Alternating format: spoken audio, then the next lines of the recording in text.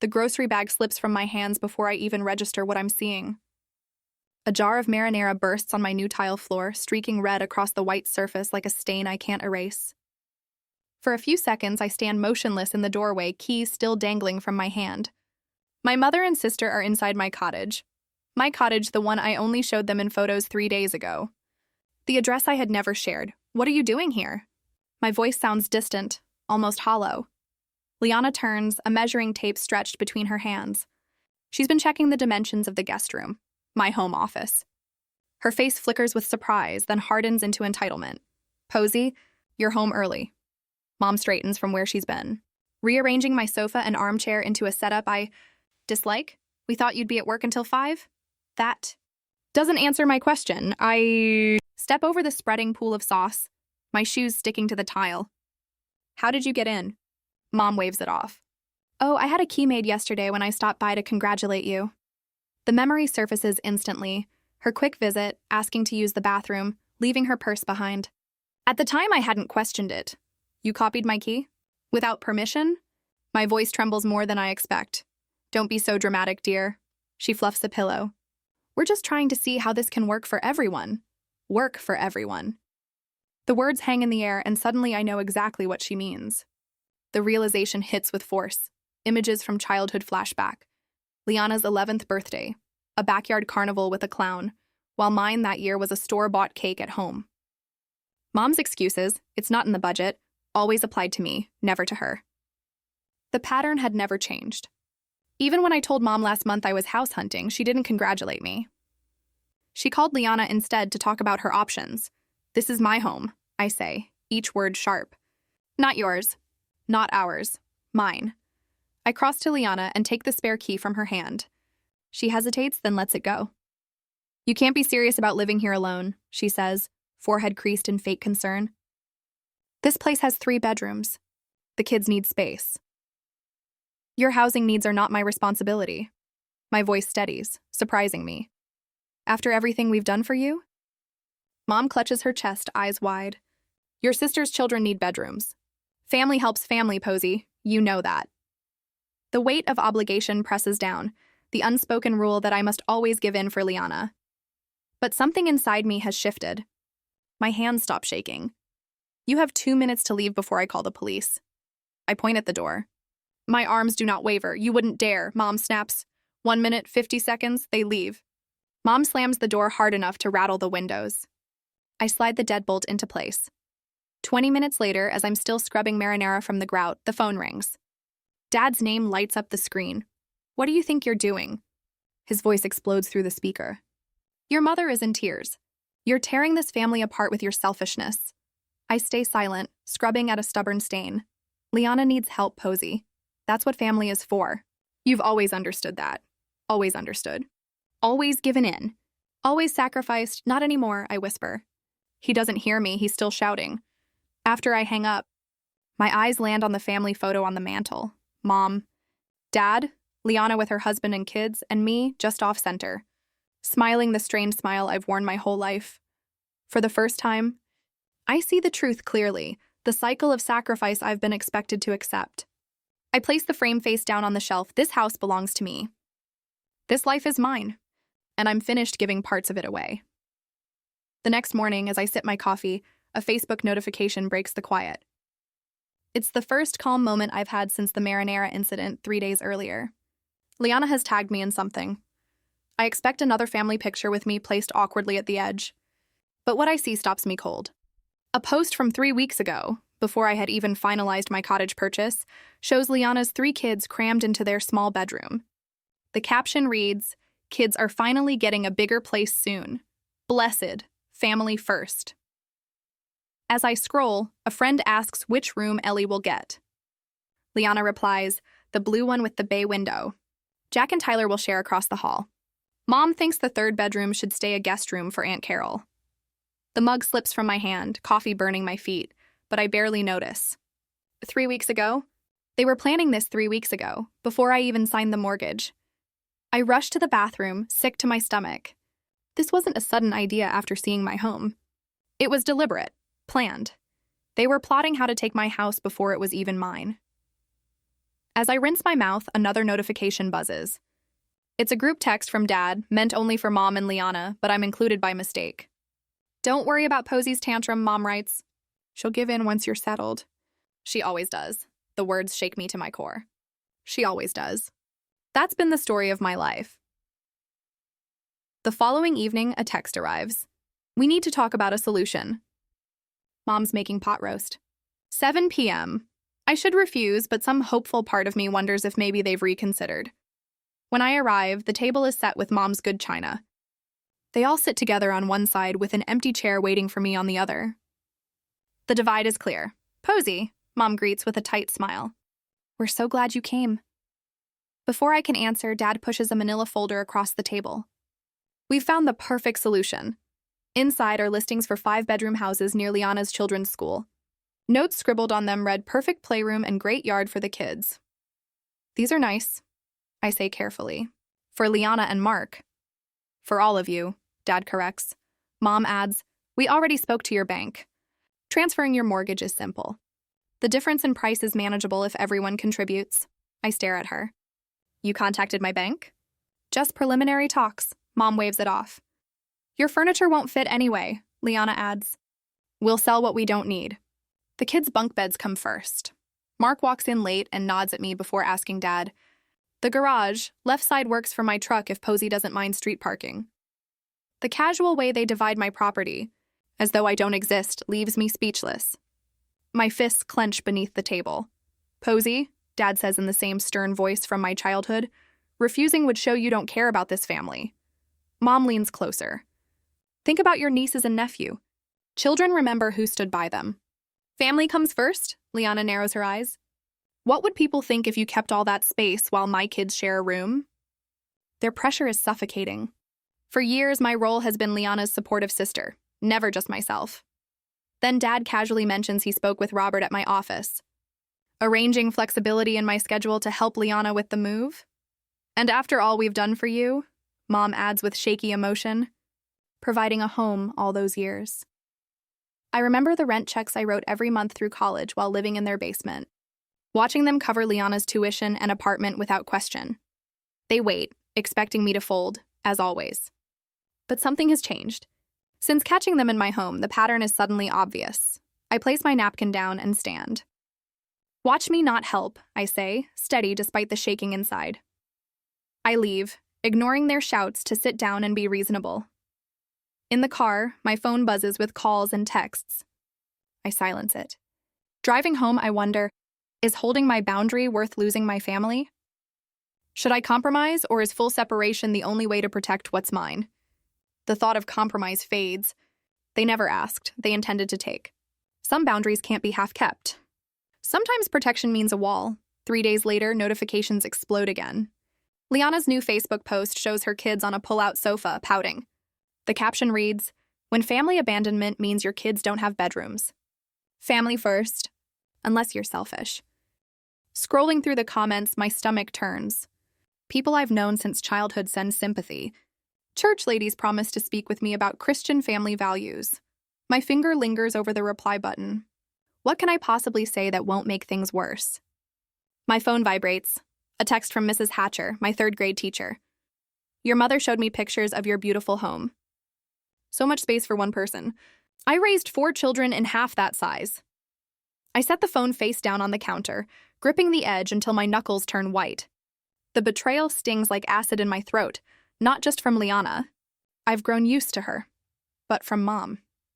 She's posted photos of my house online with captions about forgetting your roots and letting success go to your head.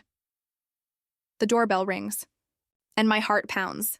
Through the peephole, I see Pastor William standing on my front step, Bible tucked under his arm. This isn't random, it's coordinated. I'm sorry, I'm not available for visitors today. I call through the door.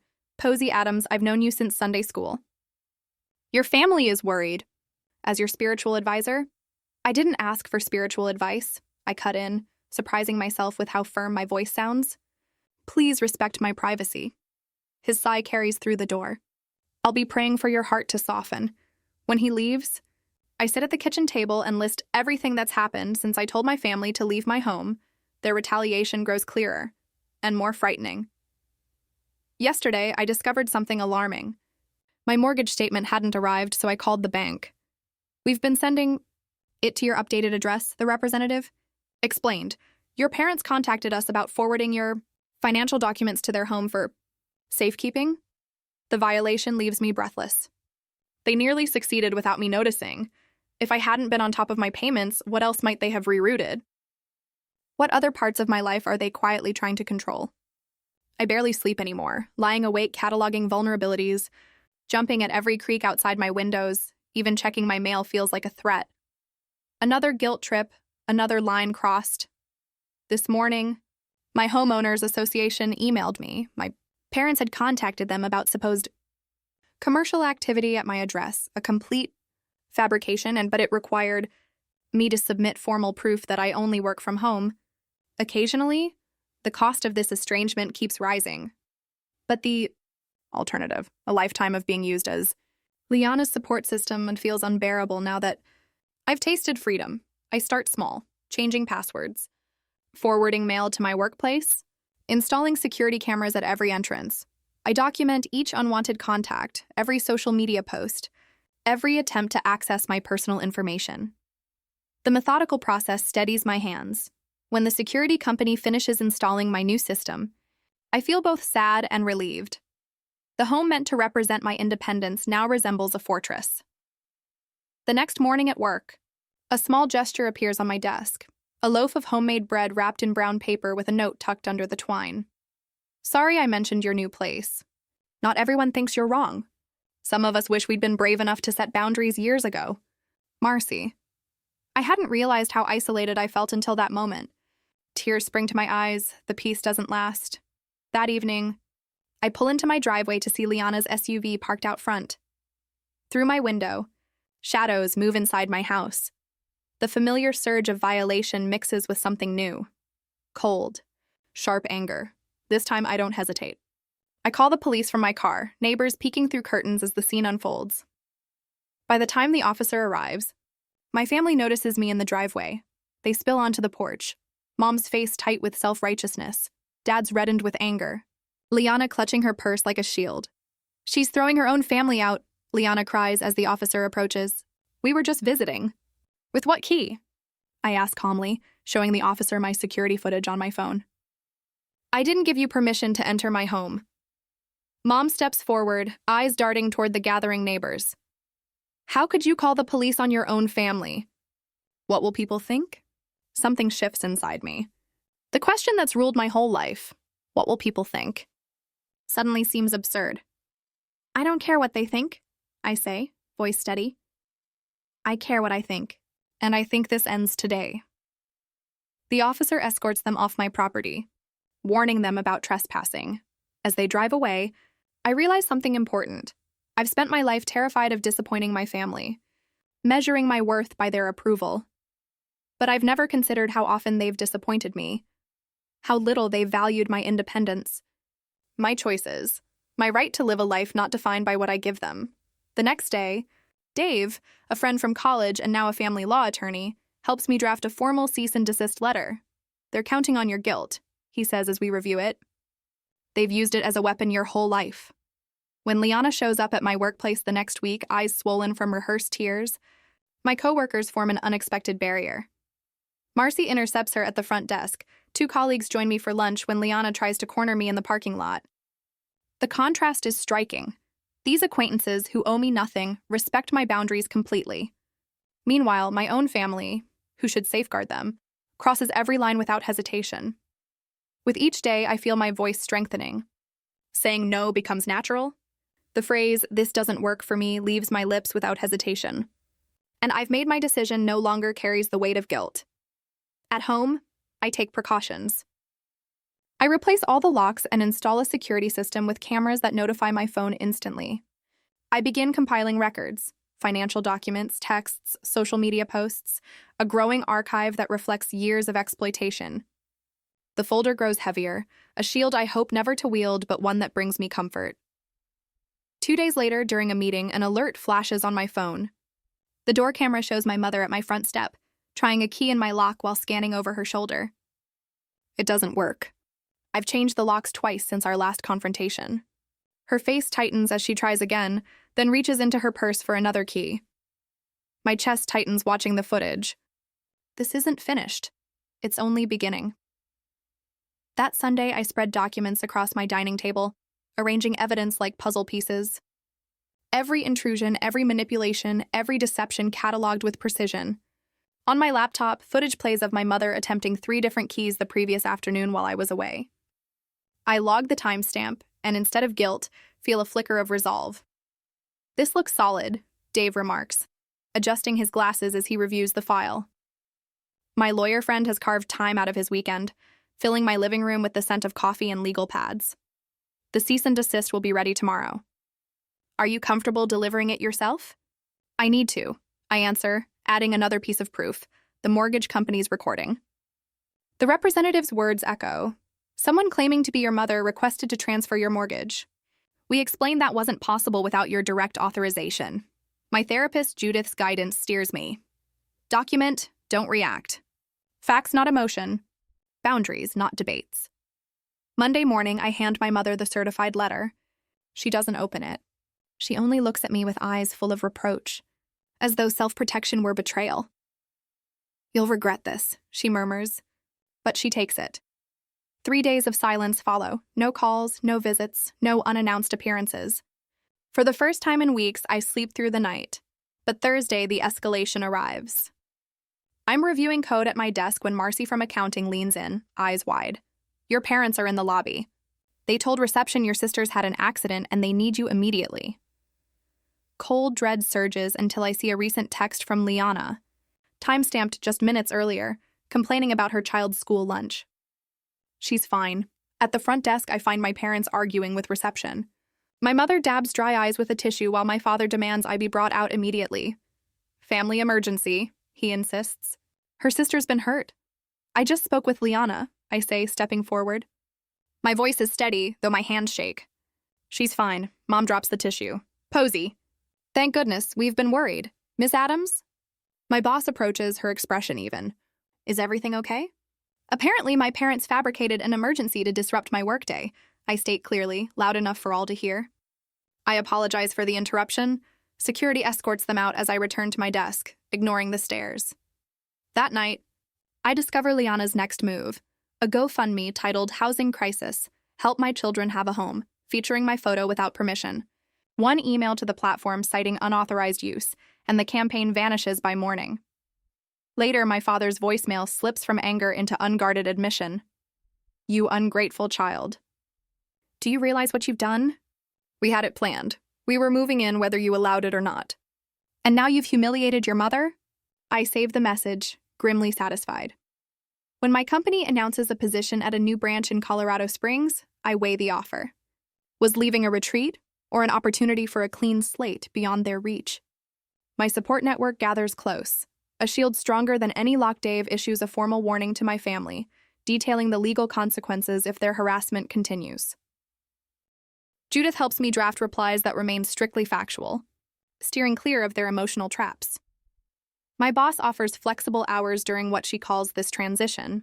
Her expression understanding but never pitying. You need stronger security, says Tara. My realtor friend as she surveys the property. Motion-sensing lights here. Reinforced locks there. I thought I'd face this fight alone. Instead, I've found support from people who respect my boundaries and recognize my family's toxicity. The tide begins to shift. Aunt Susan calls, hesitant, asking for the other side of the story. Cousin Mike messages me, admitting he disagrees with their demands. Even Liana's carefully staged social media campaign backfires, with friends commenting, "Why can't you and Mark manage your own household? And isn't Posey single? Why should she raise your kids?"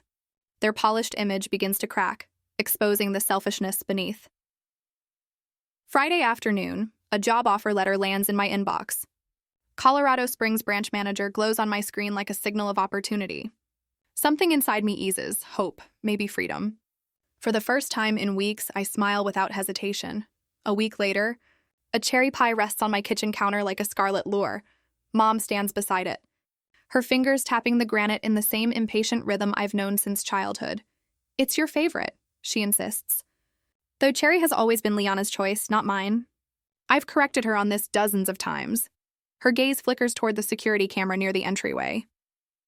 The blinking red light unsettles her, and I find some satisfaction in that. "I think we started off on the wrong foot," Mom says in a voice too pleasant to be genuine. She shifts her weight like she used to before parent-teacher meetings, clearly rehearsed. "Your father and I have been thinking. We've found the perfect compromise." "I didn't realize we were negotiating," I reply, keeping the kitchen island between us like a barrier. She pulls a folder from her oversized purse.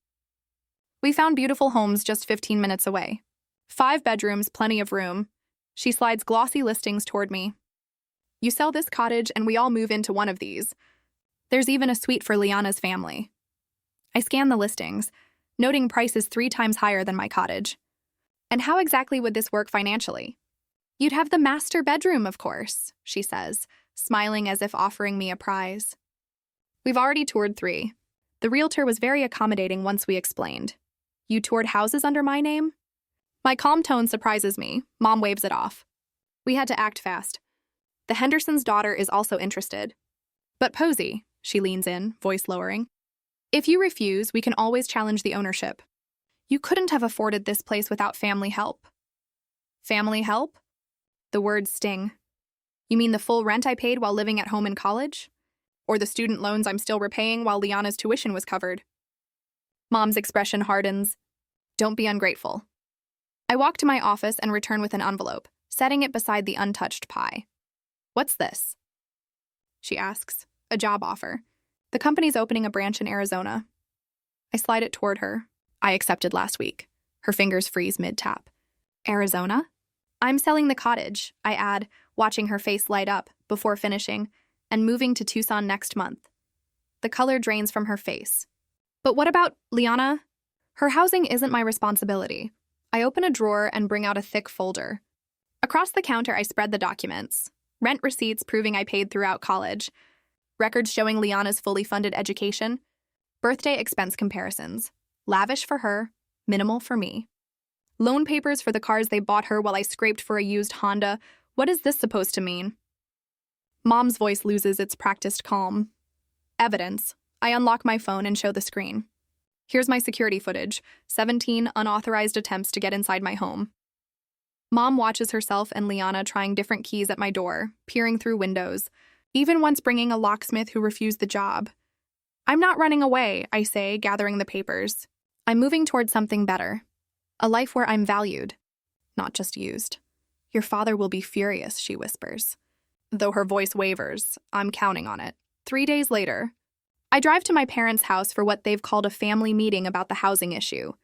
The driveway is packed. My aunt's car, my cousin's SUV, even my grandmother's old Buick. Everyone's here to watch what they expect will be my surrender. I steady myself before going inside. Folder tucked firmly under my arm. The chatter in the living room stops as I enter. Liana sits on the couch beside my parents, presenting a united front. The rest of the family forms a loose semicircle, an audience for their staged performance.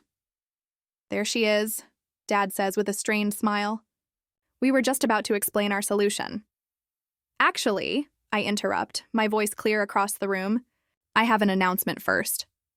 I set the folder on the coffee table and open it to reveal the listing for my cottage. Professional photos, a bold red for sale banner. "My house goes on the market Monday," I explain. "I've accepted a position with my company's Arizona branch. I'm relocating next month." Silence lingers for a few beats before Liana shrieks, "But what about us? Where are we supposed to live?" "Where you've been living," I answer evenly. "The same place you'd still be if you hadn't tried to take what's mine." Dad rises, face flushed. "So this is how you abandon your family? After everything we've done for you?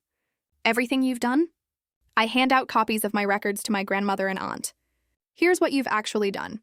Different rules, different support, different expectations." My aunt's eyes widen as she scans the papers. "You charged her rent during college while paying for Liana's apartment?" "It built character," Dad snaps, but his voice falters as relatives pass around the documents.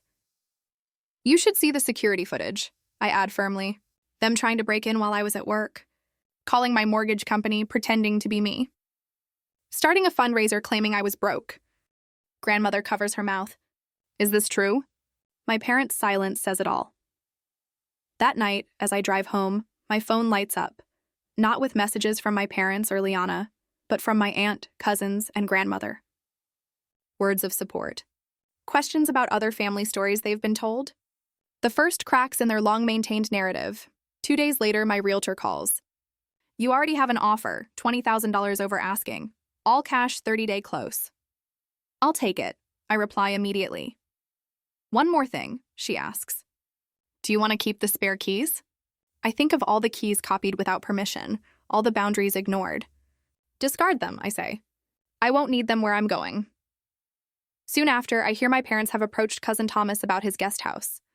The cycle continues, but without me in it. I wonder if distance might someday allow healing. But for now, I focus on what's ahead, boxes to pack, and a new life to build. 1 year later, the morning sun spills through bare windows. I haven't chosen curtains yet. My furniture sits exactly where I placed it. On the wall by my desk are photos. Me atop a Colorado peak, shaking hands with the CEO after a promotion, smiling proudly in front of this home on closing day. Not one photo includes my family. My phone buzzes occasionally. A year ago, I would have grabbed it, anxious for the next accusation. Now I glance casually. Unknown numbers go to voicemail, and some familiar ones too. Outside, my garden thrives. Herbs Mom once dismissed as too strong grow in neat rows. Marigolds line the path, their scent a childhood favorite. I bite into a fresh strawberry and savor the sweetness. At noon, the doorbell rings. Friends enter with gift bags and platters, faces bright with genuine joy. Happy birthday, Posey, Elaine calls, placing down an apple pie.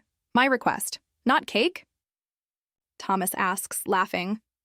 I've always preferred pie, I say simply. For years, I blew out candles on chocolate cake because Liana liked it. Mom always said 2 desserts were wasteful. Elaine sets candles on the pie while I pour wine into glasses I chose for myself. What should we toast to? Sophia, my neighbor, asks. To building homes, not just houses, I reply, raising my glass. And to the family we choose. Warmth spreads through me as glasses clink. On the wall by my door hangs a single wooden key hook, with just one key. Mine. No spares. Later, I think of Jared, a new engineer at work. Yesterday, I saw him shrink back when a manager dismissed his idea. I spoke up. Actually, Jared's approach could save us time. Let's hear more. The gratitude in his eyes reminded me of myself the day I finally stood up to my family. My phone buzzes. Michael. The landscape architect I've been seeing, texts. Still on for hiking Saturday? I smile as I type back, absolutely. Before bed, I scroll my gallery and pause on an old family photo. Everyone's clustered together, me half cut out. After a moment, I delete it and replace it with a picture of my front door, painted bold red, the color I always wanted. Occasionally, my cousin Brenda texts. Last week, my uncle called. These cautious connections happen on my terms, with boundaries they now respect. As I settle into bed, I wonder if cutting ties was the only path to peace, or if one day limited contact might be possible. But for tonight, I'm content. My life, my garden, my friends, my choices, finally reflects who I truly am,